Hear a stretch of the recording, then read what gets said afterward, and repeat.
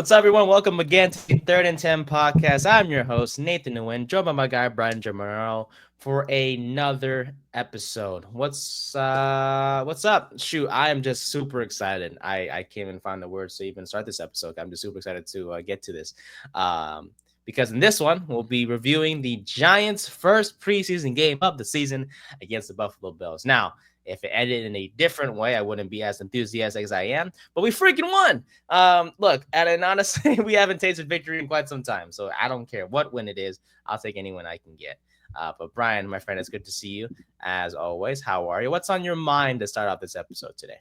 Dana White confirms that we're going to get a fight on the White House front lawn. He confirmed it. When was this? What? So Trump brought this up a couple weeks ago when he was planning the 250th anniversary of America. And if people are like, oh, that'd be fun. Yeah, Dana White just confirmed that's happening. So that's going to be electric. Man, look at the UFC making moves, whether it's fighting on the White House to switching from no more pay-per-view, which is the smartest move of all time. I don't know why boxing went that route, and maybe someone that's more in the boxing can explain that to me. But putting yourself behind the paywall just limits your exposure. No one's gonna pay to watch boxing anymore. But everyone will pay for a streaming service, and Paramount Plus said, "Yeah, we got your guys' backs." We already paid for Paramount Plus for football and stuff, so I was like, "All right, I'm gonna get UFC as well." Okay, yeah. Hey, it's gonna be a win-win. Shout out Dana White might be the best commissioner in sports. Hey, shout out to Paramount Plus too, and their $7 billion deal. That is insane. Now that means the Paramount Plus prices will go up, but I will gladly pay for that if it means I can watch the. I mean, it was going to go up anyway because I think NFL's got to renegotiate their deal with them. Jeez, it's gonna be a hefty monthly price, but it'll be one I will indeed pay for. Oh yeah, no doubt about it. But yeah, great stuff there. Yeah, for me, I think I just need to be more aware of the social media accounts I look at on Twitter because I was looking at social media the other day and I saw that Odell Beckham. It's so stupid. It said that Odell Beckham retired, and I got super sad. And so I was like, no, he's done. Obviously his contribution as a Giant will never be forgotten. He was just the most electric receiver I've seen in my life. As a kid growing up, and then I saw that it was Adam Scheffler, not Adam Scheffner. So I just need to be more aware of who is tweeting out this stuff or saying so before I get all excited or emotional. Yeah, always just do that quick glance at the little check mark. Yeah, I just got to pay more attention to that. But that's what's on my mind today. Not too much, my friend. Hey, we this episode will be very Giants heavy. So for you Giants fans watching this, it's going to be a fun one. We'll also discuss other preseason stuff that we like from week 1 from other teams. And of course, we'll talk some baseball, sadly. But on the bright side, the Giants, how about them boys, huh, Brian? I tell you, 34-25.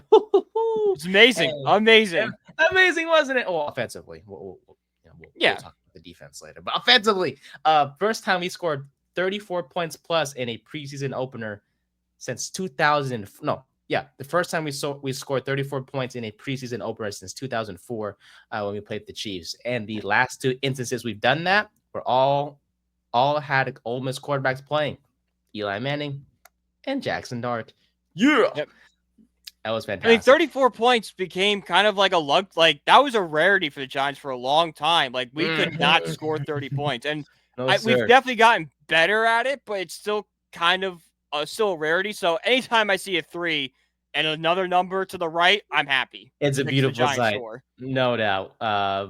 We scored 16 points in the first half. It's something we only did twice last year.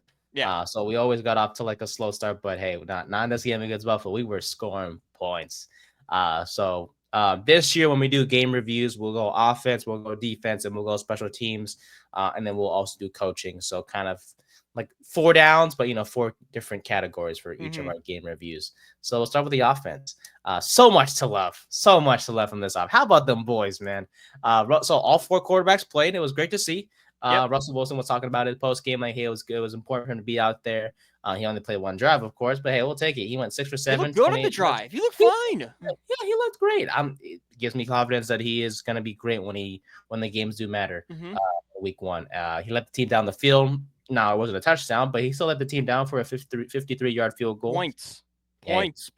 That's the one thing we couldn't do last year. We couldn't move the football and generate any offense. The fact that, and yes, it's preseason, we get all that, but the fact that we're seeing it against a Buffalo Bills team, which we expect to be pretty good this year, and that we were able to do that the first drive, you have to feel good. Inspire a little confidence that, hey, this is going to be a good roster this year. Heck yeah. And like, we didn't have our full arsenal of weapons, and yet for us to drive down that field against that first team Bills defense, I will take it. Yeah, I don't think it's going to look a little different. You don't think they'll take more shots at the end zone when they have a guy like, I don't know, Malik Neighbors out there? Malik Neighbors, so you got, obviously with the best offensive player on this team. Like, come on. Yeah, you don't think things would be a little different? Yeah, just a tad.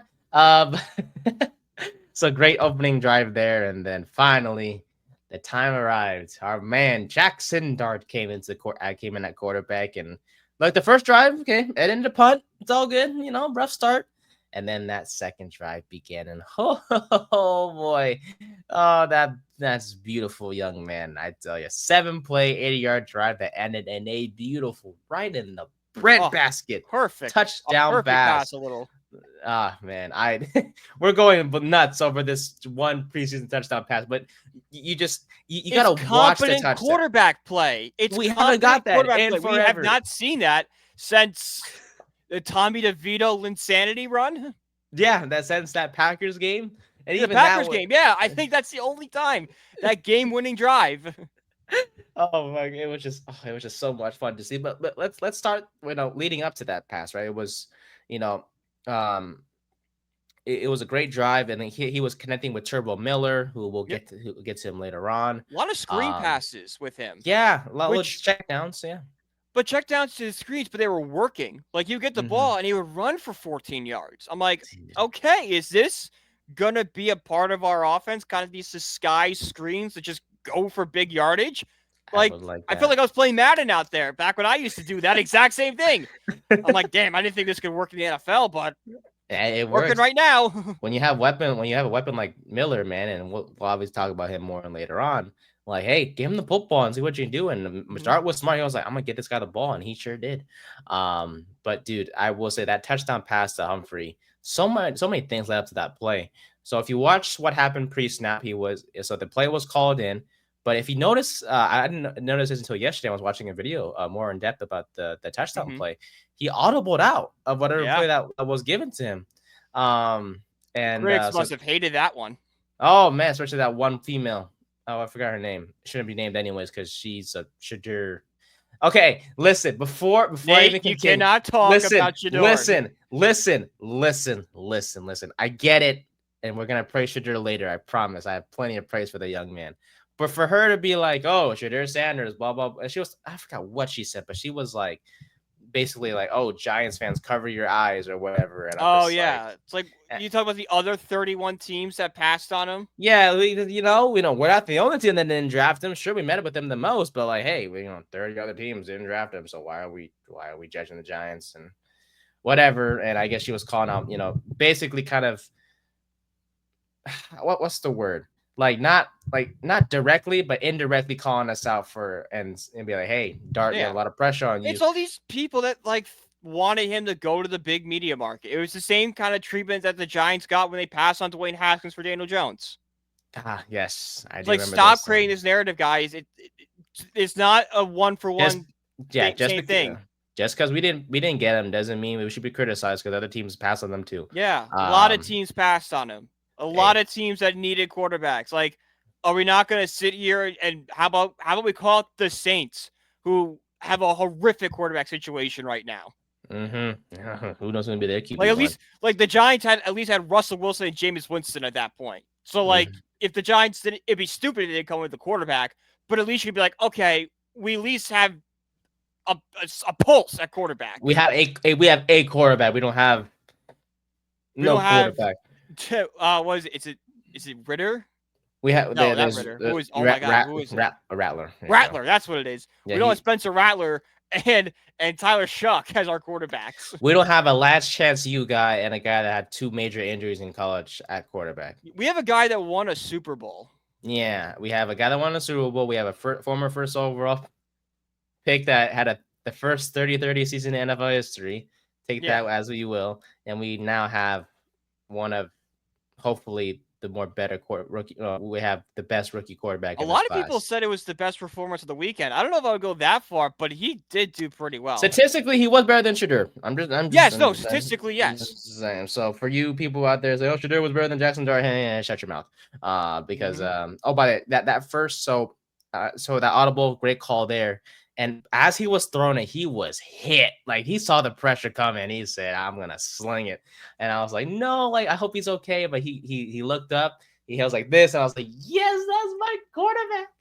Oh man, and little Jordan Humphrey. Oh, he needs to make this roster. I know it's just one touchdown. I think he's earned a spot with that touchdown. I know it's just one touchdown. I know it is. But if you can have a big game against the Jets, like, let's he's right there. And 2 receptions, 36 yards, 18 yards in total, like, per reception. Like, you can just be a deep threat. And he has a good connection with Dart. There was I'm not sure if you saw the Sight and Sounds video on the Giants channel, but him and Dart and Humphrey were talking before the game. He was like, "Hey, let's get it like we did." He was like, "Let's get it, man. Let's do like we did in practice." I was like, usually when I think of connections, I thought of like Dart and Montreal Washington, and he had a good game as well. Washington did too. Dart was finding him on that touchdown drive. On the second drive of the game when he was in. Humphrey was impressive. He's a good deep threat. And if he has another great performance against the Jets this weekend, I think he does make the roster, which means Jalen Hyatt, you're on the hot seat, sir. I think Jalen Hyatt is more of a trade candidate than a cut candidate, though. I don't know who wants him, though. I don't know who wants him either, but I think if he puts something on film, a team will take a shot on him. Yeah. He's still either way. It's not done. It's not over for him yet. Yeah. I think either way they'll figure out a way, because if Humphrey and Washington continue to have good preseason, I don't know. Yeah. I'm not saying we're going to sit here and get like our value back for him, but like we can get a late day something back, pick, a day 6 pick, and then who knows what that be. It's probably nothing, but hey, maybe we package it for something. Yeah, so just get something back for him. Like, is it gonna suck if you cut him for nothing? Sure, but hey, you trade for something. Hey, maybe a team wants him and develops him better, and good for him if he does succeed wherever he goes. Yeah. But it wasn't gonna happen here at that point. It's what you say. It wasn't gonna happen here. You're damn right. So, but yeah, Dart, those first 2 drives that he was in there, 6 for 8, 91 yards and a touchdown, had a QB rating of 151.6. And but yeah, that 3rd and 5 play where he stood tall as threw the ball as he was about to get hit. Very nice. And end of the day, 12 of 19, 154 yards. Led the Giants to 3 total scoring drives, a touchdown and 2 field goals. Look, keep it simple. He was solid, poised, ready for his moment. I don't even care if it was the preseason. He shined it, honestly. After one preseason game, he really gave me the confidence that we did make the right choice. And I'm going to say it again, not just his throwing, it's his aggressiveness, because he led the team in rushing this week. He had 24 yards. And I know everyone gets on his case by him not sliding. And yes, I would like him to slide because I don't need him taking a stupid injury. But we're just seeing the competitor in him come out when he's not doing that.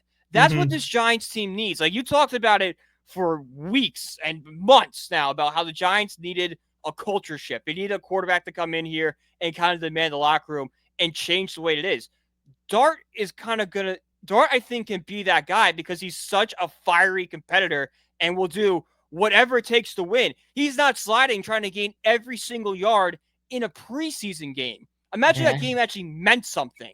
Yeah, like those extra yards could mean the difference between winning and losing. I hate to not to overreact too much into it, but like that's just the facts. Yeah. He's got the perfect mentality for – I think he's the perfect mentality for a quarterback because he's competitive, but he's not a distraction, He's not going to be – he's going to have like the Eli Manning of like calm, cool, collective with the media and stuff, but on the field, we're going to see that fire and that intensity. It's kind of like the Tom Brady attitude. Yeah, he doesn't play scared, and that's what I love. That's what I love to see because, like, the quarterback who played, started for us last year. He played scared a lot. Never dared to, he would have never made that throw He's not down running. to He was Humphrey. just like spiking into the ground. Yeah, or just throw it away or check it down to some guy for like 1 or 2 yards, and He was he staring just down for 5 seconds. yeah. So it's like, but Dart, he doesn't. Well, so far hasn't done that, man, and Yeah. had a great game. 12 of 19, 154 yards, 1 touchdown. That's a great stat line. He only played in then that second quarter, and that was pretty much I it. think he played like a little bit towards the end of the first and like the entire second. Yeah. So it was I was only able to watch the first half. I was driving to a wedding. Yeah, but 100% in the second half he didn't even take the field at all. Hey, Dable got his guy. I love in the post game post game press conference. Someone asked him like, "Hey, so what are your thoughts on like now that after hearing that draft analyst were talking about or criticizing Dart or whatever and blah blah blah," and Dable was like, "Who was criticizing him?" And the reporter was like, "You mean draft analyst?" And he's like, "Oh, draft analyst? Okay." And he just nodded his head and looked like, I was like, "Next question." I was like, "That's a cold mother effer, man. Like that's my coach." Because he's just throwing that away. It's like, yeah, what do those guys know? Yeah, what those guys know? Like that's my guy. Like, I got my guy. Mel Kiper thought Jimmy Clausen was going to be a Hall of Fame quarterback. Yeah, and he what a miss. What a swing and miss that was. Yeah. I have his card somewhere. I have Jimmy Clausen's rookie card somewhere. Believe it or not, that actually might be worth money because of Mel Kiper's stupidity. Good. I could sell that Jimmy Clausen will go down in NFL history, not because of anything he did on the football field, because Mel Kiper had a man crush on him. Yeah, which is a weird man crush to have on a guy I never heard of him. Even as a kid, following football like it, I never heard of that guy coming out of that I'm pretty sure he was like a Notre Dame quarterback in like the early 2000s. You were definitely not proud of him coming from Notre Dame. I'd tell you that much, right? No. I mean, let's see. He played at Notre Dame from 07 to 09, so like I don't remember him playing. No, definitely. I probably watched a game with him in it, but like was too young to comprehend what was going on. Here you go. But no, it's heartwarming, man. He's gone through so much dealing with Daniel Jones as a quarterback, and like for him to be able to coach that team to the playoffs in year one, and obviously have struggled these past couple of seasons, for him to finally get his guy, man, I love it. And post game, I saw it's like you should have got the chance to do it at the beginning of his tenure. Yeah, exactly. He should have been able to do that. But I remember towards when the game ended, I saw Dable and Dart were walking off the field with each other, and they embraced real quick, and they walked out the field together. And I was just like, that's like a father-son thing. And I was just like, I just can't wait. Obviously, we're obviously focusing on the season, and Russell Wilson's our QB1 and all those things. Mm-hmm. But like when the time comes and Dart's like the QB1 and Dable is obviously still going to be the head coach.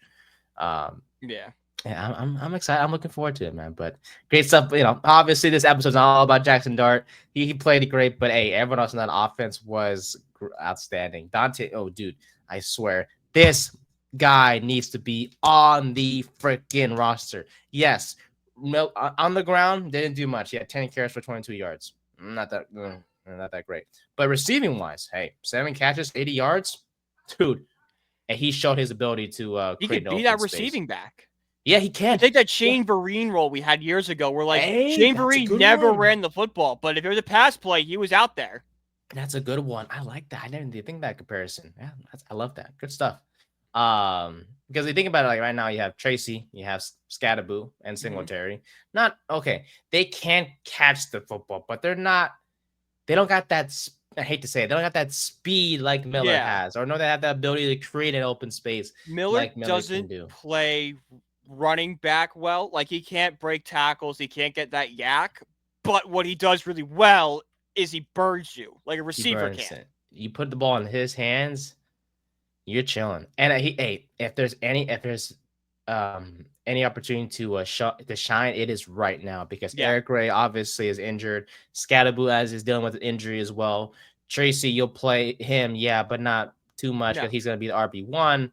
So similar with Singletary, kind same of with Singletary there. Yeah. So hey, no better time than the present to shine, to show what you could do. And it was a great start by Miller. Obviously, want to see it again. Another good performance against the Jets. But hey, I think he has another good performance, just like we talked about with Humphrey earlier. he's gonna make the roster, Mm-hmm. and I don't know who's gonna. Obviously, that means Eric Gray is out. Eric He's Gray probably gone. get put on long-term IR or get cut. Yeah, like he Which was stinks because already. I really did like him coming out of Me Oklahoma. too. Me But too. hey, you know what? If we can have a room with Tracy, Scatterboo as like the 1-2, Singletary as that change of down guy, like the change of pace guy, and then Miller as that just like receiving speedster, I'm not gonna miss Eric Gray. I'm not No, gonna I'm cry not. because I don't see Eric Gray on the roster. I don't Yeah, care. I and that's could a not running care back room. less. That's a running back, and I hope we don't.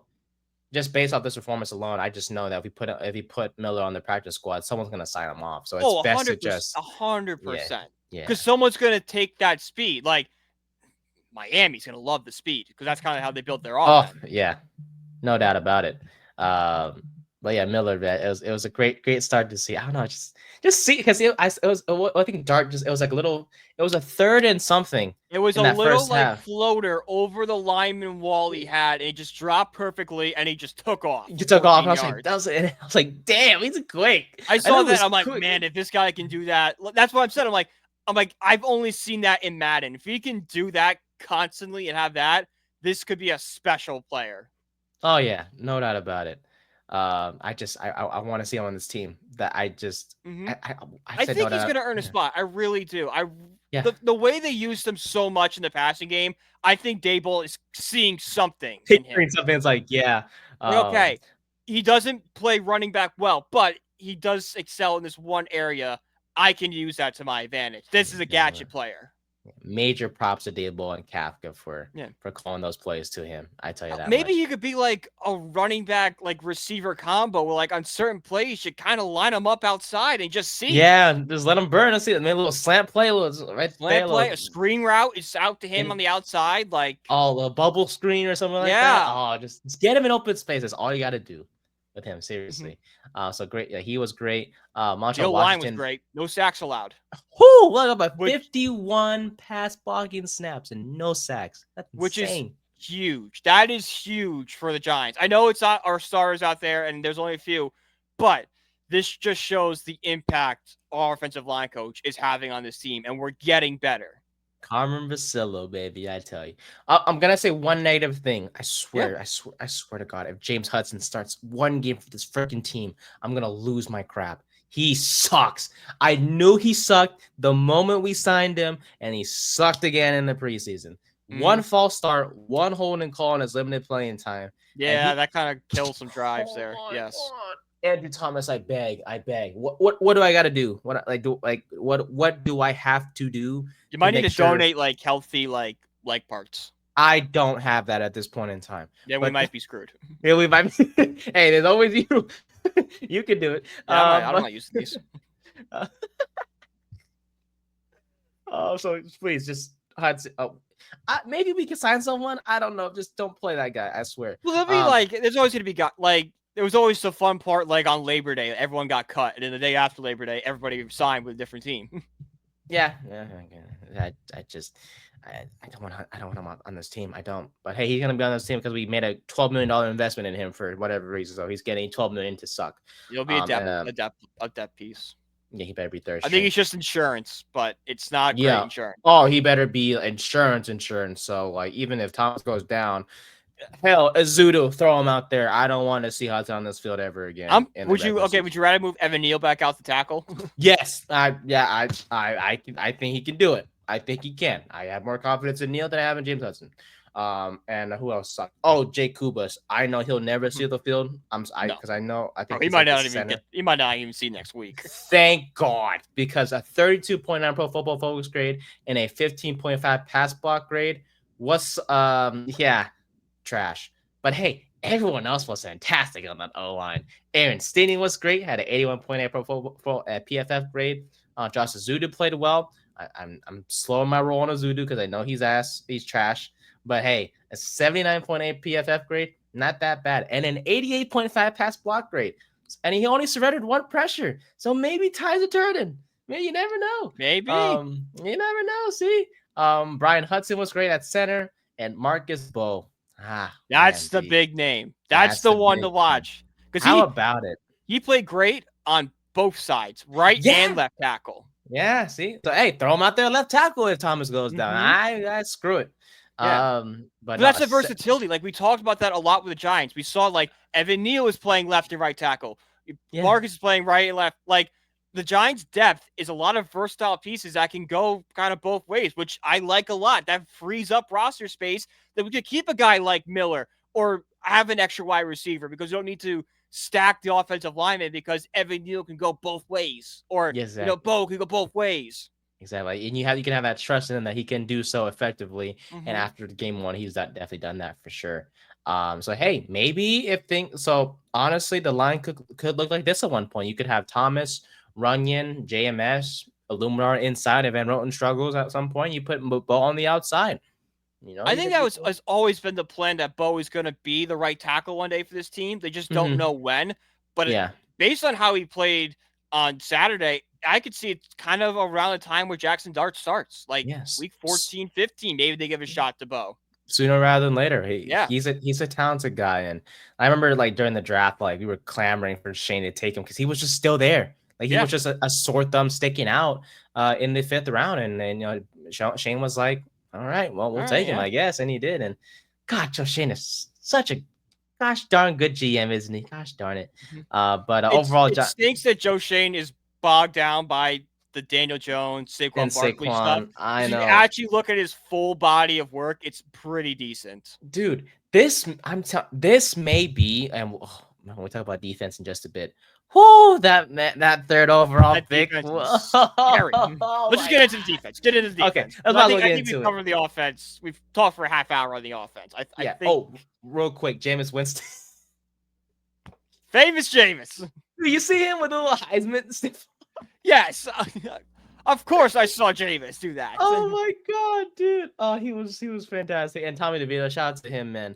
Got the game sealing drive, 10 of 14% through yards. He was great. But yeah, defense. Look, he's gonna get cut. I'm sorry. He's gonna get cut. I know, but like, hey, man, it just continue to play well in the preseason. Thank you so much for your service when you had to start for us at quarterback. He'll be a fun trivia question one day. He will indeed, and I will never ever forget that Packers game. So, pray. The Patriots game is the bigger one to me because I was at the game. Yes, there you go. I haven't gone to a Giants game yet. I will one day. I promise. I already got my tickets. Oh, where you going? Playing the Niners. Oh, really? Yeah, I'm going to the Niners game, and then I might. Congratulations. I have to confer with my roommates, but we probably are going to the Packers game as well. Oh, very nice. November 2nd is the Niners game. Yes, I'm not sure what week that is, but yes, I will be there. Oh, very nice. Okay, my friend. Well, have fun. Oh, 10 a.m. Oh, if I forgot, it's I'm watching that game. 1 p.m. out here. I forget it's 10 a.m. night then, West Coast time. So the Packers game is November 16th. So that is 3 days before my birthday. So I hope our boys win for that day specifically. Yeah, offensively, great stuff. Loved it. All 4 quarterbacks, y'all did great. Montel Washington, please make the roster. You were fantastic. Little Jordan Humphrey, you played great. And Gunnar Olszewski, did not know you had the receiving game in you, my friend, but you were great as well. Defense. Oh boy, this is gonna be a fun defense. Abdul Carter, you glorious king, dude. He only played 6 defensive snaps. That is pressure like on every single one of them against like Deion Dawkins. Oh my god, that is all I needed to see. Do not play him. Okay, I get it, Dable. You're gonna if they're healthy, they're gonna. You just do that every week. Just do that. Just have him against the Jets, and then in the last playoff game, just do that again. Yeah, give him one drive, and that's all we could ask for because we know on that one drive he's gonna get at least 1 quarterback pressure because he had 3 pass pressure. No, he had 3 pass defense snaps, and he had pressures on every single one of them, and he did it against, like you mentioned, Deion Dawkins. That is a respectable left tackle. Respectable. That's like one of the better left tackles in the game. And he tossed him to the freaking side. You're insane. He is a rookie. Abdul Carter is a rookie, and he made him look like, oh my god, got me. We got something like I know we've talked about Carter a lot, but this really is like a Micah Parsons-esque player. Like this is a special player. This is going to be what we thought Kayvon Thibodeau was going to be. How the stats are going to show it. The film's going to show it. And play in and play out. He's going to make an impact, dude. And like he doesn't matter if he plays on the inside or the outside. Like, No. dude, like there was a point in time I think we saw him on the inside and Burns and Tibbs were on the outside. Yeah. You plug in Dexter Lawrence. Oh my Yeah, no I'm one's so stopping bro. that. No I'm one's so freak. stopping that. Dude, and there's a picture I saw too. You see how he bends his foot? How like Yeah. when he that is insane. I didn't even know It his foot could scares me, look but that way. it's awesome. No, It I did scares not me know. because I'm like, that thing's gonna snap and it's gonna be like the worst day of my life. But as long as it doesn't, it's just awesome. Dude, I did not know a foot could bend that much. Now, granted, I haven't, been able to walk in quite some time, but like that's insane. Ooh. And one of my favorite plays as well was it wasn't this play I'm gonna mention wasn't even in the game. A Bills receiver got out of bounds and he sat on the Giants bench for like a few seconds, but Carter threw him off. Like he grabbed him and threw him out. And I was like, what the fudge? That's the edge. That's that edge we were talking about. Like I brought this up a couple weeks ago about Carter. Was like there's no one scary on the Giants defense. Like Dexter Lawrence is scary, but he's kind of a big teddy bear off the field. There's no like just intimidating force. Carter's intimidating. That him grabbing and throwing him off the sideline, that creates that intimidation. Yeah, like hey, the edge rusher has an edge. It's like Lawrence Taylor. Like we've all seen the video. Like you better hope I don't get on the field or I'm going to kick your, you know what? Yeah, damn right. Carter is kind of, bringing that to the modern game. I wouldn't be surprised if we get a video like that from him. And if we do, it's going to be a very watched video by me. Dude, same as well. Same as here for me, man. He was fantastic. The first team defense was great, and he was just he's going to be a key piece of this defense for this season and for years to come, man. I'm just so excited to see. He's the center point of, like, you can make the argument he's now the center point of the defense. Oh, yeah. Oh, yeah. For no doubt. When the defense is at full strength, and we see week one, just those four guys roll out with Tibbs, Burns, and Carter and Lawrence. I was watching a video last night, and some guy compared it to the 2017 Eagles when they had like Fletcher Cox, Brandon Graham, like they just rolled guys out there. He goes, the Giants are kind of running something similar here. I'm like, man, I could do that. I could live with that. It has potential to be even scarier than that, man. Jaden Daniels, week one. This is not even talking about guys like Darius Alexander could be a good.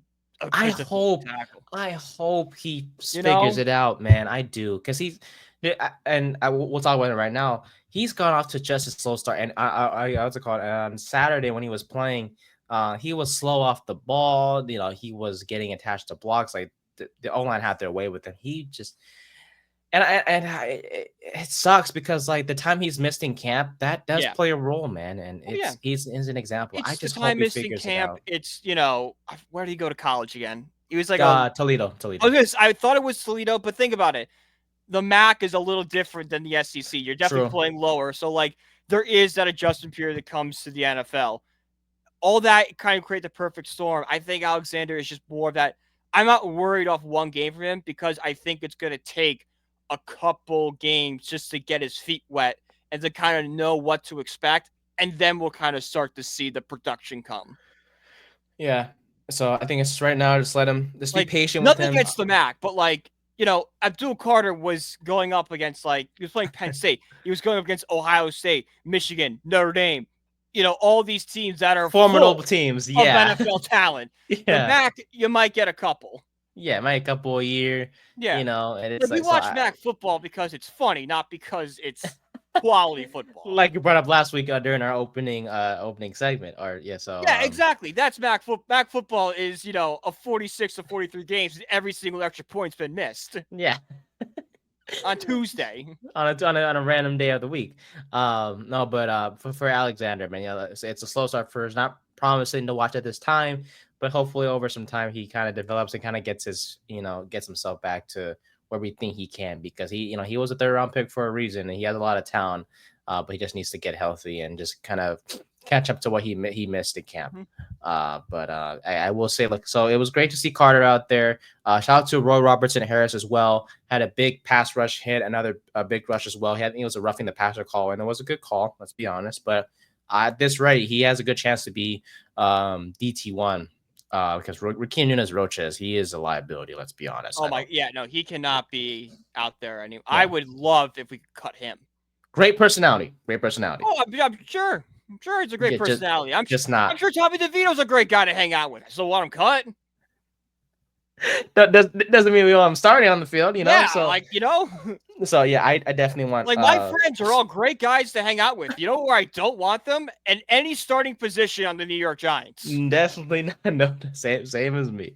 So yeah, I would say the same for me, my guys as well. So, but yeah, Roy Robertson Harris, great game for him. DJ Davidson, Jordan Riley made their names as well known against Buffalo.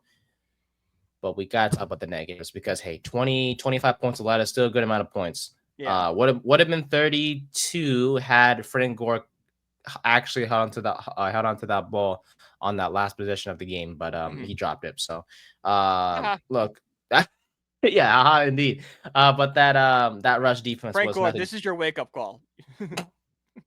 Yeah, catch the ball, buddy. But you can't live off your father's name forever. Definitely cannot. But I will say nothing something to not laugh about is that rushing defense of ours. Look, I get it. Yeah, 4 yards of carry they allowed, whether it was between the edges, between the tackles, outside on the edge, or on early downs, they just couldn't stop the run. Ty Johnson was having his way with us a few times again in that game.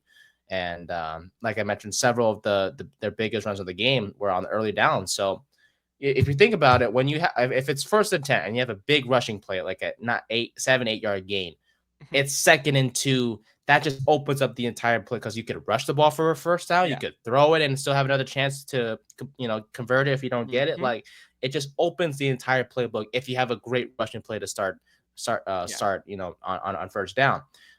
So and that was the case against our rush defense because we just couldn't stop the run. No. So it's just like, hey, that last year was that was a big concern, especially. It's been a problem for like the entire Brian Daboll era here. I feel like we've never had a good rushing defense. Even when that really good season, our rush defense was kind of lacking.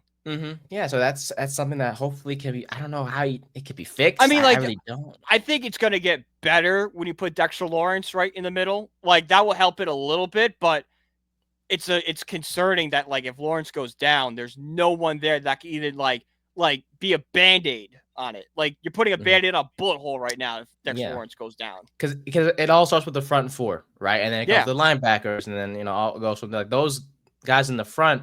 They're the ones that get the first crack in the running back.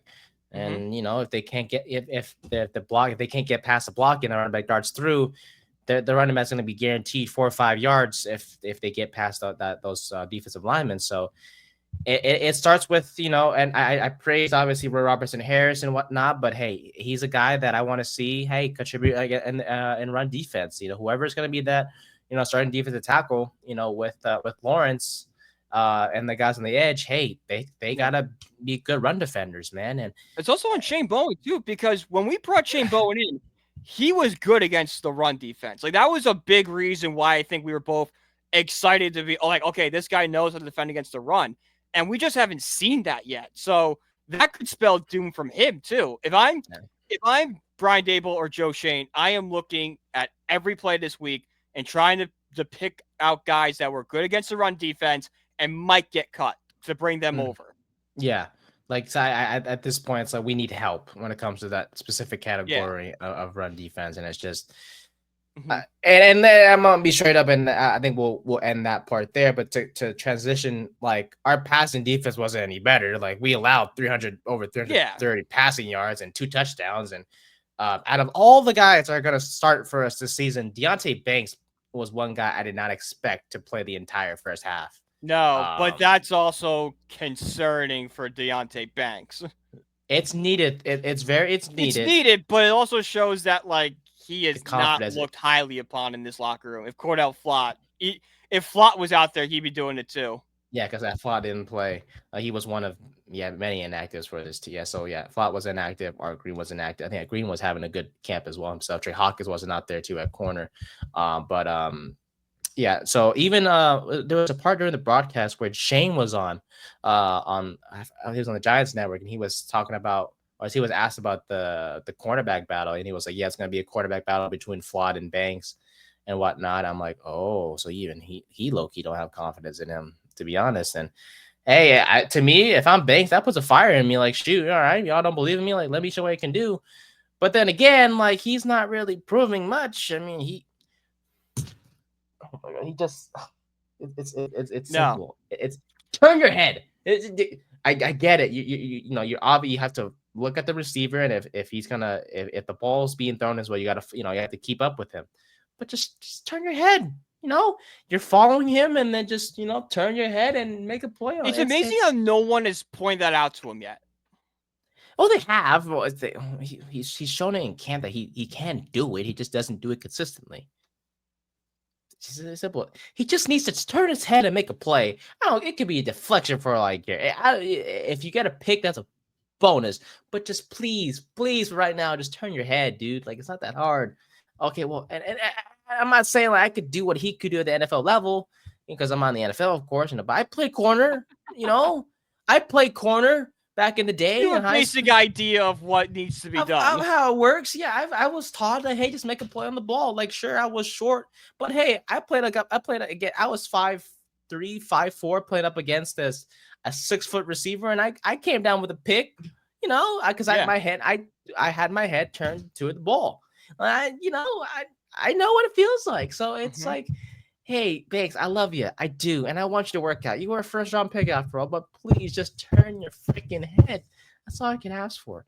And like he wasn't the only person that pissed me off on pass defense. Some guy named O'Donnell Fortune was not a fortune to have on the field because he got cooked for a 58-yard gain or a 50-yard touchdown catch. He only didn't allow a touchdown because he made the games. He saved it. He saved himself by tackling the guy. And he's on the bubble too. So yeah, he thought he was what's it called? He was on the verge of getting cut. Hey, he's gonna get more. He's gonna have a better chance of getting cut now after that play. I'd tell you that much. Who else was bad? Oh, Deontay Johnson missed it. He was a linebacker that missed an early tackle. He had 2 other tackles that he couldn't clean up as well. He was late in coverage at one point in the fourth quarter. He allowed a touchdown to Darrington Evans. It was just the pass defense and rush defense, wherever you want to put it. It's a miracle we survived. Our offense deserves all the credit in the world. There were games last year where we were like, oh my God, the defense was great, but the offense was trash. It is the opposite in this preseason game number 1. So please, Shane Bowen, look, man. If our defense sucks this year, it's gonna be on you because I know. And that I think will cost Shane Bowen his job. Yeah, because it's not going to be on the front. This dude has all the talent in the world. Okay, you have Carter, Tibbs, Lawrence, Gokera came. McFadden had a great play on that first drive that the starters were in. So he was fantastic. So there's no excuse. The only weak point really is the run defense. Like we could we know the pass defense was a problem on Saturday, but that could be up to a fluke. We both expect Adebo to be better, and then hopefully. Oh yeah, Adebo was great. He was fine. He played that first drive. He was great. He didn't play that often, but we hope that Flott or Banks can just hold down that spot, and then the safeties are fine. Let's real quick. Like what is the weakness of this team? It's literally CB2. Every other position, because every other position, just the defense or the entire team as a whole. Defense, like defensively, okay, maybe cornerback 2, and then D-tackle, defensive tackle 2. But that's 2 weaknesses. That's everywhere else. We're fine. We're set. Yeah, safety set. I mean, I'm sure you can make an argument like depth here, depth at safety, depth at defensive lineman. From a starting perspective, though, from like a starting perspective, though, like there's no weakness. There's no hole on that defense. Yeah, I think definitely any team would kill to have the Giants defense right now. Oh yeah, for sure. And we're not just trying to be biased. Like you look at the players at each position. You can't tell me you're not fine with the players that are right there. Like that pass rush is that pass rush is already a top unit in the league. We were leading the NFL in sacks for a while. I forgot exactly where we finished, but I wouldn't be surprised if we were in like the top 10. So that alone, and then you add Abdul Carter, who was a monster at college. Yeah, that pass rush is going to be among the best in the league. The secondary is unproven, but young and good. Adebo, if he didn't break his femur, probably gets a lot more love and a bigger contract. Javon Holland's been good in his years in Miami. Newbin had some really good moments last year. Had some struggles, but that's all rookies. He should take that next step this year. It's really just what is Banks or Flott going to give you? I know, and that's literally if the CB2 spot can be figured out, I'll be content. I'll be content with the Mm-hmm. defensive players that we have out there. Um, but yeah, that's a defense, man. So I hope against the Jets. Hey, I want to see better run defense, and our corners should just hopefully flat. Oh, flat. What? No, did flat play? No, Flott didn't play. And He's Plot didn't banged play. up. Yeah, I forgot. Yeah, I literally mentioned earlier he didn't play. I was tripping. Yeah. My bad. But But hopefully he I does play. hope he's healthy to play this week against the Jets. I Yeah, me want to too. see him in some preseason action. Me too. I do too. That kind of gives me if he plays well, it'll give us confidence. Like, hey, he can go out there and be that CB2. Not obviously he's not someone we would want out there. I'm sure there's other options and maybe in No. free agency that we could possibly go out there and get some I sign. think if Flott is gonna win the quarterback 2 job, if he does, I think you'll see Shane make a move for somebody else, a veteran. Maybe we explore, maybe like if it's looking that way in week 3, we try Drew Phillips out maybe a little bit more on the outside. Yeah, that's the name we didn't mention as much, but it's like because he's like penciled in as the nickel, so it's like he's not gonna. Yeah. And he It's played more. so well at nickel, I don't want to move him off there, especially Yeah. when you have a guy like Deontay Banks, who was the 23rd overall pick, a first-round pick. He should be playing well. I don't get what the problem is. He should be on the outside playing. We shouldn't have to worry about the CB spots, but because he's not playing that well, you shouldn't only work in the Wink Martindale offense. You have too much talent that you could like. I wrote about this in the Notre Dame piece that came out on Tuesday. That like the Notre Dame's defense is switching from Al Golden running man to Chris Ash that runs more cover 3 and more zone. I wrote, yes, there's going to be an adjustment, but there's enough talent where the adjustment won't be as severe. Deontay Banks should have enough talent that he can adjust on the fly like that. Mm-hmm. You got to figure it out. It's as simple as that. I don't care what scheme it is. You need to adapt. You are an NFL player for a reason. And Banks, like you mentioned, my guy. He was a first round pick not too long ago. So please figure it out for our sanity, because I swear if teams will pick on us on whoever is not being guarded by Adebo. Interesting, by the way, Adebo is only the left CB1. Like he only plays on the left side, which I saw was kind of interesting to see. But anyways, special teams. Graham Gano. Hey, I hated you last year. Field goal. He made 3 of them, and they're all from 50 yards. So very nice. I love it. 3 50-yard field goals. That's a good sign. Stay healthy and don't tear your hamstring on the kickoff. Coaching. And if he does, can we call that Jacksonville kicker that just hit that 70-yarder? Oh my, that would have gone in from like 80. Dude, insane how he hit that. Hell, oh my god. I heard they're not going to count it towards the official stats because it's the it's a preseason game. I don't care. They better count that because they better count it.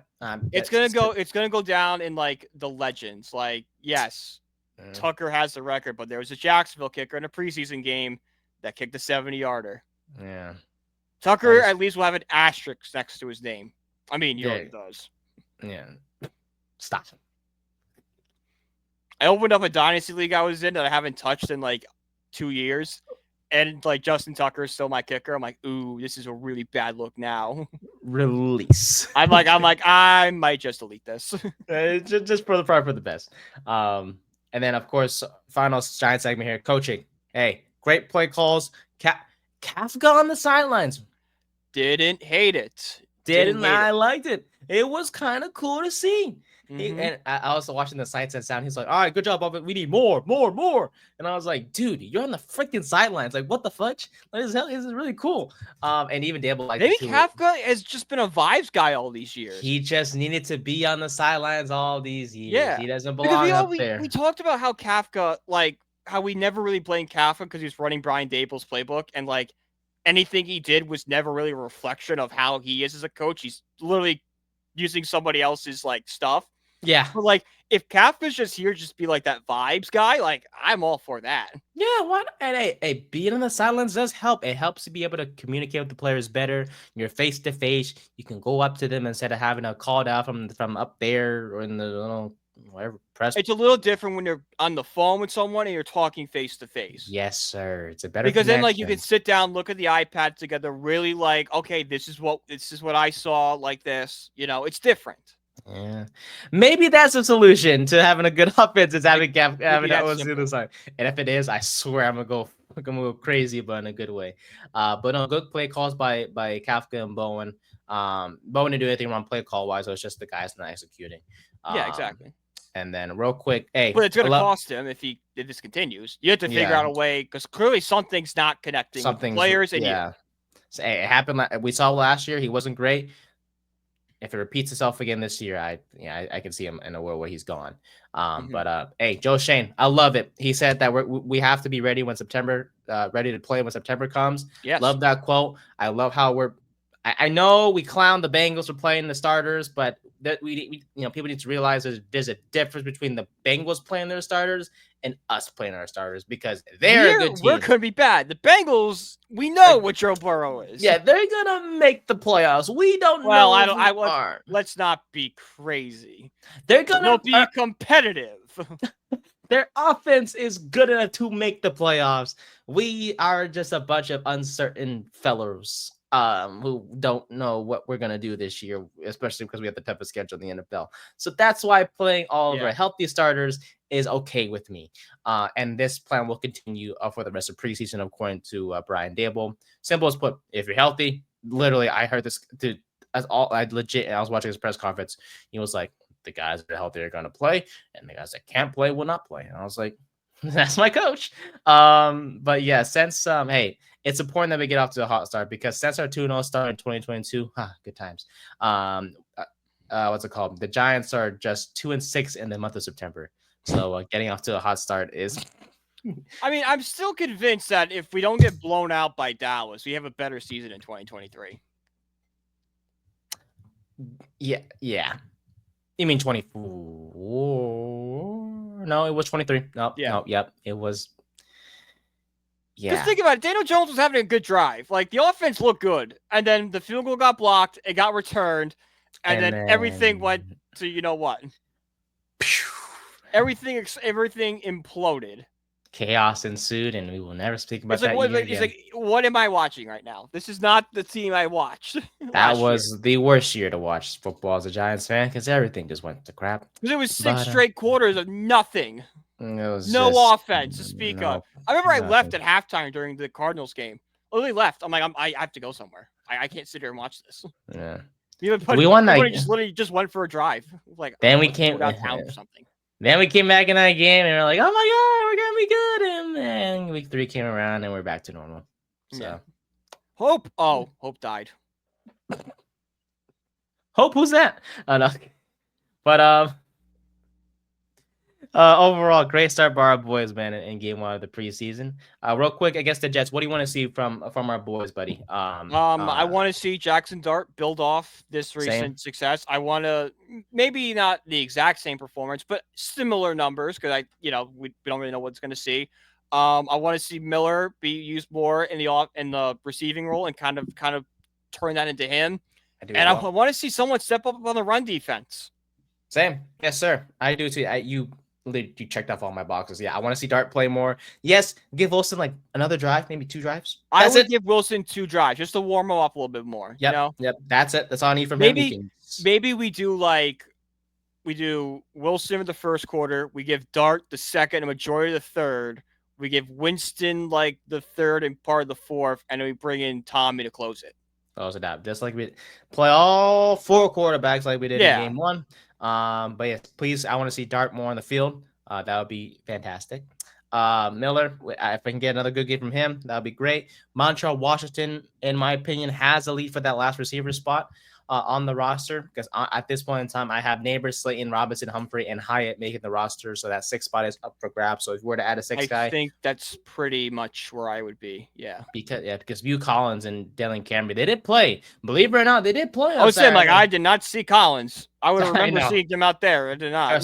I know I only watched the first half. I'm aware that I maybe I missed something, but I would have heard if Collins did something. I did some research. I can confirm he played, but did not do much with the playing time. So look, was he just running cardio out there?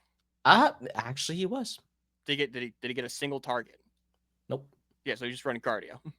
Yep. Who's that NBA player where it's like the stat line always pops up, where it's just a bunch of zeros and like 28 Tony minutes Snell. played. Who? It was Tony Snell. No, Tony it was. Snell, yeah.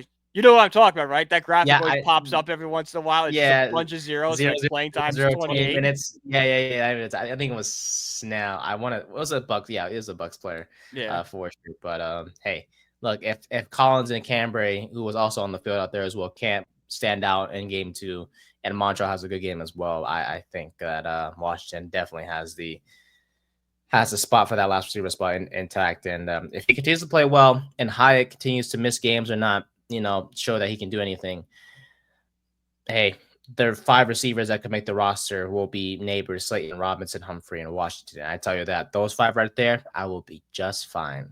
I tell you that. Run defense, y'all better shape the F up. And Deontay Banks, you turn your freaking head, or I'm gonna lose my crap again on Saturday. I'm off that day too, so I'll be watching that game as well. Yep. So you better. I will be. I'm free, so I can actually watch it. Hey, we'll be talking about it off air for sure during that game. But I better turn his head. Okay, second down. Let's go around the league real quick because we got talked about the Mets, unfortunately. But I'm gonna make my takeaways on the preseason from the other games real quick. Travion Henderson, you're gonna be a freaking problem. We saw it on the special teams. Oh, I love Travion Henderson. Love him right now. Fast as heck. He's great. So he's gonna be a problem. Sorry, 1 second. I have to get. Let me get it working real quick. Shedeur Sanders. Yes, sorry. I know it's corny, but I like it. So screw y'all. I did like how he did the same walk he used to do with Dion before the game. You see that? He did it by himself. I know, but like it's so cool. It was sad, but it was also like cool that he still carries on that. Yeah, that's nice. Yeah, to me it was sad, but like the meaning behind it, it was heartwarming. But hey, it was great. 14-23, 130 yards, 2 touchdowns, has 19 rushing yards. Cleveland still quarterback 4. Still quarterback 4 because the Browns believe that Joe Flacco and Kenny Pickett are the answer. Guess what? They're not. So. Look, I'm all for. I get why they want to start Joe Flacco week 1 and stuff. Like maybe you do give Shedeur some time on the bench, but I think if Shedeur Sanders is able to repeat what he did the next 2 weeks, he should at least get a start at some point. It's like, what do you have to lose this season? You are not going. We talked about this on the division. You're not going to compete in the North. Mm-hmm. You're not. Well, I think there's also the risk that if you throw Shedeur out too early, you'll break his confidence. It's like you kind of got to ease him into the NFL game. Yeah, but all I'm gonna say is that to add to that point, if Gabriel gets on that field as a starting quarterback for Shedeur, I will lose my crap. That I don't think will happen. There is no universe where you can tell me, unless you're some Oregon fanatic or a Dylan Gabriel enthusiast, that you can sit here and tell me that Gabriel's a better quarterback than Shedeur Sanders. You can't. No. Shedeur was a first-round pick projected in so many mock drafts, falling as low as the 2nd round, and we're talking early 2nd round. And Gabriel was never even in the conversation in any mock drafts I read. I saw him in maybe the 4th, the 5th. People that thought Dylan Gabriel should go earlier than like the 3rd or 4th round just don't understand how the NFL draft works. That's not, they just see like, oh, he was good in college, he's gonna be good in the NFL. It's like, well, no. Like, wow, that means so much. Look at his physical traits, and he played in Oregon. Oregon is filled with a bunch of and okay, I know Colorado have playmakers too. I get it, but like, I'm like, well, you might want to back off. Yeah, try. Let me go back a little bit, but like, it's like, but still, like, Shedeur he has the better physical traits. He fits the system. He looked calm in the red zone, which I liked. A little erratic in kind of the middle of the field, but once he got where it mattered, he locked in, which is good. That's what you like to see from a young quarterback. He didn't let the moment overwhelm him. Yeah, that the throw that he had, the touchdown pass in double coverage, it had like a tight window. Hey, that was a good throw. It looked good. It looked really good. Yes, sir. So hopefully, he will have a chance to show himself again in game 2 because I doubt they're going to play Flacco or Pickett, or I don't know. No, I mean, maybe I could see where they kind of do what they did with Wilson with like Pickett for a couple drives. I don't think Flacco sees the field at all, but it's going to be mainly Shedeur Sanders and Dylan Gabriel playing in that game. Maybe give each of them a half. Maybe give one and then you give Sanders the other one.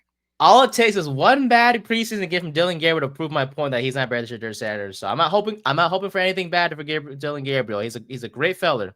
He's a great guy. But all it takes is one bad game, and I'm telling you right now, everyone's gonna be like, "Oh my gosh, there's a better quarterback," and I'm gonna be like, "Ah, no." I think there's already people kind of on that right now. Yeah. Well, we haven't seen. It's just that we haven't seen anything from Gabriel yet. But I'm telling you, exactly. Yeah, that's a problem. Once we see it, if you looked across the league, all the young quarterbacks did pretty well. Besides Quinn Ewers, he sucked. That's how. He sucks. Well, actually, no, he was. He had like 70 passing yards, didn't he? Yeah, but he had a few. If you look at if you actually watch the film, it was bad. It was bad. Yeah, he was overthrowing receivers that are 3 yards away from him. He just looked lost out there. Darn. Jalen Milroe looked good for the Seahawks. Cam Ward had a few. Cam Ward to Calvin Ridley is going to be a problem in this league. So happy man. I have him in the belly up bowl as my flex position. Nailed that one. Oh, lucky. I have not joined any of those quite yet. So, what's it called? I was looking at the dude. Hey, that Titans O-line, I think they fixed it. You see how much time Cam Ward had on that play to Ridley? And that's huge. That's if the Titans can give Ward some time, Ward can push the ball downfield. You can get some big explosive plays from the Titans if the offensive line can hold. Yeah, he would. The time I'm telling you, we talked about in the division previews. I have high hopes for. I think they're gonna be like the Raiders, where they're gonna be competitive. They'll have some games they probably shouldn't win, but they'll be better than their record says they are. Yeah. But I wanted to add on to your point because I was trying to find a graphic to add on to your point that the young quarterbacks they did well. Yeah. In week 1, I know. Oh, I guess we'll mention his name real quick. Tyler Shuck was his first play was bad, and I'm just saying the first. Yeah. But he showed off his arm a little bit. He showed his arm. He showed that he could make some throws downfield and stuff. Yeah. Which, hey, that's something that shows. It gives you some reason of what did the Saints see. Oh, okay, they saw the arm. Yeah. So I found the graphic. Cam Ward was 5 for 8, 67 yards. He was good. Jackson Dart, our boy, of course, he played well. Best rookie quarterback performance of the week 1. Yeah, sure. Yeah. Shedeur Sanders was great, 138 yards, 2 touchdowns. Tyler Shuck had a touchdown, 165 yards. Jalen Milroe had 61 yards as well, 6 for 10. Cam Miller of the Raiders went 6 for 7 for 76 yards. Yeah, he was kind of an under radar guy that actually showed up pretty decently. So he's the quarterback. The Malloy guy is the quarterback turned receiver. For those who don't remember, we talked about Malloy and Miller in our AFC West preview. Some guy named Brad Woodridge was 9 for 12 for 132 yards. That I think is a UDFA. Yeah, I've never heard of him in my life. He will be most likely a practice squad player. That makes sense, my friend. Same thing with the Raiders quarterback. He looked good, but he's not gonna go anywhere. Practice squad, third string. Practice squad, third string, inactive for actual football games. Basically one of those guys. Riley Leonard, not the best. Not the best, but he did. I saw a little bit. I liked the run. He had a few good throws. Say it again. He's great with his legs. He just needs to learn how to throw the football better because he did have one pick and I had a 42.4 passer rating. But he will still start a game for the Colts this year because everything else sucks. Because how about Daniel Jones? He was out there. He was great. We're really, really loose with the word great, aren't we here? Let's just do 10 for 21, 144 yards. Hey, he was called in unexpectedly when AI went down, and he had some good. When I saw he was in the game, I thought of you immediately. I was like, "Oh my god, I can't wait to talk to him about this on." I didn't watch. I literally did. I literally had my buddy who had the game on the background. I'm like, just let me know when Riley goes in. I'm not watching. I can't watch Daniel Jones. He had some good throws. Some, I said, not a lot. He had some. Others, he was. Let's just say when he was on the field, they had a lot of 3 and outs. Interesting. But he had some good throws, so it's a good start. Yeah, he had some good throws. It's a good start. Quinn Ewers, 5 of 18, 91 yards, 2 fumbles. Yep, never mind. He was trash. I did not know he was that bad. He was bad. He was like the one. If you get one takeaway for the young quarterbacks, is Quinn Ewers is not an NFL quarterback. That is why, kids, just because you come from Texas doesn't mean you're a good quarterback in the NFL. And he is an example. Yeah. See, Arch is in a little hot water. Yeah, I heard. His Venmo stuff got pulled. And now, granted, they were just guys being dudes. Like, yeah, makes me kind of scared about my Venmo transactions. But anyways, and then I don't know, finally, mine are good. I think I hope my account's so. on private, so no one's gonna look at it anyway. Same as mine. As long as someone hacks my phone. All right. And then Seth Hannigan, 11 for 14, 78 yards. The guy who looks like a Daniel Jones copy when I saw him on Gruden's quarterback camp. Not that bad when he played for Jacksonville. He's an undrafted free agent. So, maybe with Trevor Lawrence and Mac Jones don't work out. I'm kidding. Hannigan's not going to make the roster. But those were your rookie quarterback debuts, and we'll see what these guys can do again in week 2. And then I don't got much. I mean, Breece Hall was in a rotation at running back with the Jets. I mean, it's preseason. I heard Breece Hall might get traded, which is just stupidity on the Jets' part. Because Brandon Allen and Isaiah Davis, I'm sure they're all great, but they're not Breece Hall. I'm sure they're decent, but when you have a guy like Breece Hall who could be that bell cow back in an offense where like Justin Field is an average quarterback, you don't really have much outside Garrett Wilson. Like, I like Mason Taylor at tight end, but like, he's a rookie. You don't know what you're gonna get from that.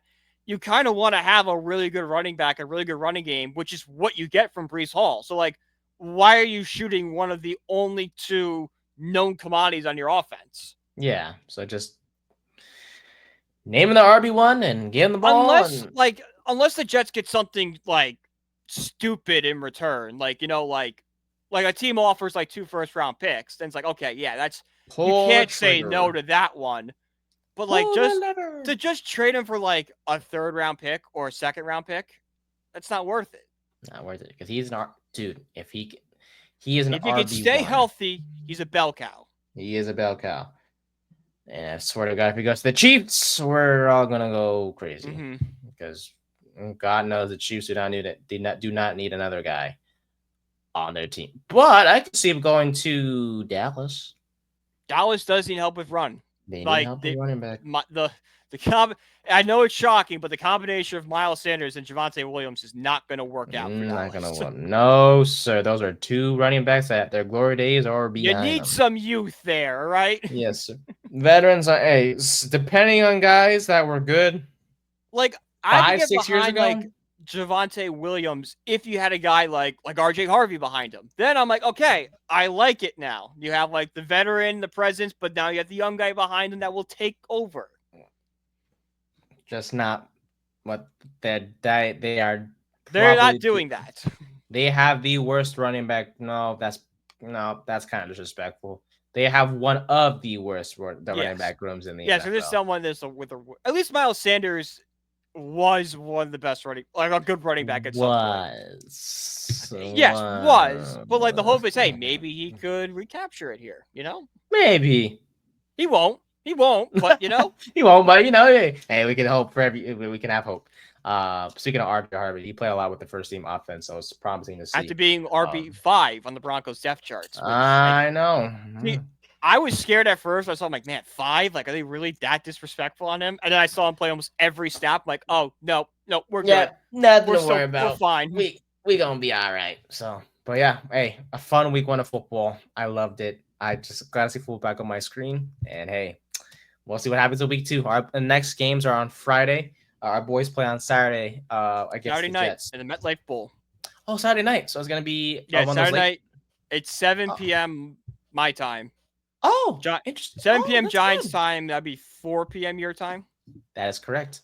Yep. So, okay, perfect. I can sleep in. Yes, I can watch the game, and I can be fully awake. I kind of fell asleep when Winston was on the field. So, oops. Hey, that's all right. Yeah, it's all right. I saw Dart, and that's what matters. You're not watching Winston for his great football ability. You're watching Winston. I want him to be goofy and stiff arm people for no apparent reason. Hit the Heisman pose while he's doing it. Yep. Okay, but I'm sorry, but you can make this as quick as possible. Yeah. All right. Well, so what's up? What's going on? This was a brutal weekend for the Mets. We basically lost every single game, and we probably should have won a couple. Like, you can make the argument. The Saturday, and definitely Sunday, we should have won. Saturday, we probably should have won. And that's kind of been the problem for the Mets these past few weeks. Like, we're not getting blown out. We're in all these games. A lot of these games are one-run games. For whatever reason, the ball just bounces our way. We can't get the big hit when we need it.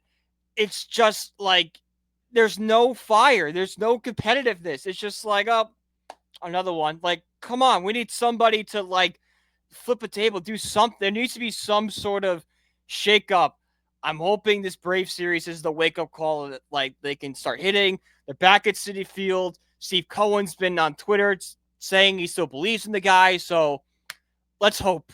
It's still the worst part is there's still so much time that this team can get good again. But September is such a brutal stretch that I'm really worried for this team right now. They got to call up one of the pitchers. You got to call up Nolan McLean or Brendan Sproat because you can't have these guys go 5 innings. You can't. You're muted. Oh, thank you very much. I'm a half Phillies fan, of course, half A's fan. You know, it's good to see the Phillies have a 6.5 game lead, but at the same time, it's just like I expect to see the Mets back and forth with Philly. Yeah, that's what we thought. It was like, all right, this is gonna be a battle back and forth. And now that they've built this big lead, it's Met fans are now more focused on the Reds than the Phillies. It's like, oh god, that's 2 weeks ago we were like first place. I know, because 6.5 games, like especially with it's gonna take a Philly collapse in the next few weeks. Yeah, the Phillies basically have to play how we play, and we're gonna have to get like red hot. Switch roles, basically. Yeah, because the Phillies are doing well themselves. I mean, like, hey, we're going to Williamsport this weekend. Maybe like that kind of like that trip that kind of like could see baseball with the kids again and kind of like get the juices flowing again. Maybe that works, but I'm worried. Yeah, and for you guys too. I think you guys I was always pretty confident. Like even when we were struggling, I'm like this is still a playoff team. We're gonna get it right at one point. Now I'm like I don't know if we're a playoff team anymore. So and just to summarize it, it's just simply the pitchers, right? Is it the pitchers that are holding us down? It's the pitchers and it's the hitters. They're all having down years at the same time. Like Lindor is ice cold. Soto has been hot, but that's a very recent thing. He had a really bad cold stretch beforehand. Pete's not hitting like he was. Nimmo's kind of falling apart. Cedric Mullins got a home run, but he's kind of done nothing. None of the young guys are stepping up outside of Alvarez, and Alvarez is not getting big hits. He's kind of just getting singles and stuff. So like. There's the only solace, like if the Mets do like miss the playoffs, is like, okay, everybody had such a down year. That's not going to happen again for 2026.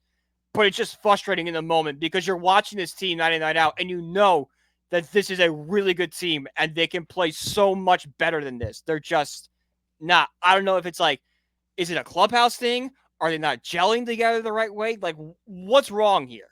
Mm-hmm. So.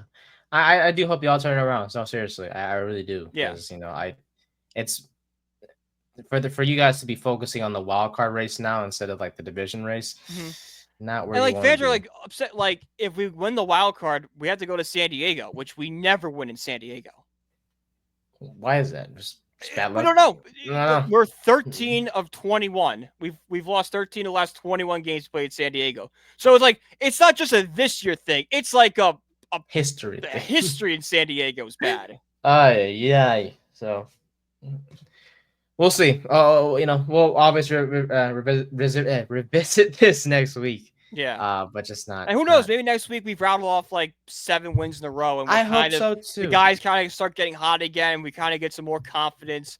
The problem is the pitching doesn't have to be dominant because we have a good bullpen. They just got to keep us in games. Yeah. I hope you guys bounce back too. No, seriously, and. We'll obviously go from there. So, turning around to Williamsport, boys. Let's see what happens from there. Yep. So, can't wait. I love Willie World Series. I cannot wait to watch that all day. I love it too. Hey, those kids have a passion, man. They, when it comes to the Williamsport Little League World Series, that's when like you see actual. It's baseball in its purest form. Yes, because they care. Like it's just a game. There's no contract, there's no sponsors, no advertisement. No, this is just kids that love to play baseball. From all over the world. It's the US versus it's whatever US team comes out of the tournament versus China, Japan, like whatever team. It's beautiful. I love these kids, man. I love their love for the game, man. So, but alrighty, we head to Pickle before we head off for the day. My friend, you're up first as always. Give me Juan Soto. Juan Soto? All right. Fine by me. We should try this thing. It's called Pick for Me. I'm going to try that one day. All right, Juan Soto. It is a lefty, 26 years old, either in the NL or in the National League. and he's not Dominican. He's either in the National League Central or West, or he's in the AL East. So I'm gonna go ahead and is Grisham? I think Grisham's a lefty, right? Believe so. Yeah. I just want to get the division. Okay, he's a U.S. guy, lefty. He's 26. He's in the NL Central or the NL West. So let's go. Trying to think of a lefty. Jordan Steele. Jordan Steele. Okay. Or I don't know how you say his name. Oh, Justin Steele. He's Justin 30. Steele. Yeah. You can get the division if you want. Yeah, get the division. And then maybe Central, and then maybe he's a pitcher. And he's a starter. He's a pitcher. Boom. Okay. 26-year-old starting pitcher, lefty starting pitcher. Okay. Hunter Green's in the Central, but he's a righty. So that was good. That's the first that popped to mind was Hunter Green. Pirates. Mitch Keller. I don't think he's a lefty though. I mean, he's righty, isn't he? I think so. Just want to make sure real quick. Yeah, he's a righty. 29 too, so he's not it. Mitch Keller, Skeens is a righty. Who was the other big pitcher they got? Heaney? Jacobs. Not Jacobs. It's Jacob. Oh my God, what's his name? Jones? Oh, Jared Jones? Jared Jones, yes. He is a lefty, but also he throws righty. Damn. And he's 24. Yeah. How do I get these guys out of here? I don't have to clear. There we go. I'm trying to clear my screen. Lefty. Maybe think of the West. I'm thinking of the West.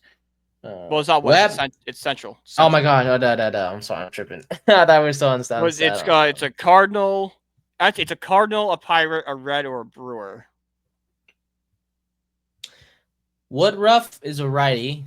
Yeah, and I think he's older than 26. Shit. How old is Freddie Peralta? No, he's not American. He's a righty too. Jacob Mistrick is too young, right? Like he's not an old. Yeah, and he's a righty too. He's a righty too. Look at that.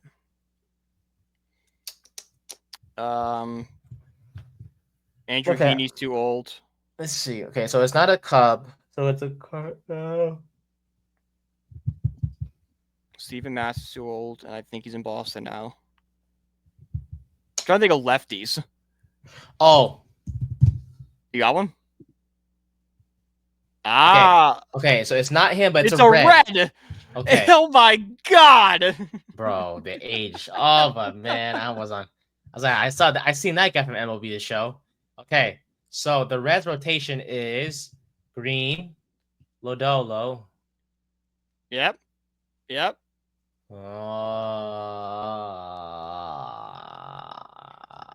Who pitches for the Reds? Abbott. Yeah, it's Abbott. There we go. It's because he played the Phillies yesterday and they made him look like crap. There we go. His ERA isn't as all as it seems to be. So, yeah. Nice. Well, that will do it for this one. Another episode of the 3rd and 10 podcast is in the books here on this Thursday. And yeah, we're looking forward to this weekend, seeing our boys suit up once again. Hey, Dart, baby, keep throwing darts, man. Like, I love you, man. You continue to impress me, and I love it. So just keep doing your thing out there. The rest of the Giants, hey, defense, shape the F up. Offensively, if y'all score 30 again, I will lose my mind next week, and in a good way, I swear. But that'll do for this podcast. You can follow me at Nathan_Nguyen24 on all social media. You can follow Brian at BrianPeach1016 on Twitter as well. And you can find our podcast page at 3rd and 10 Pod on the Twitter and on the Instagram. And our podcast page on TikTok is at 3rd and 10 Podcast. Shout out to our sponsor, SeatGeek. Use the code Bible Sports for $20 off your first purchase. And you can find me, you can find Brian on our article work, plus all of our other amazing writers and podcasts that exist at bellyupsports.com.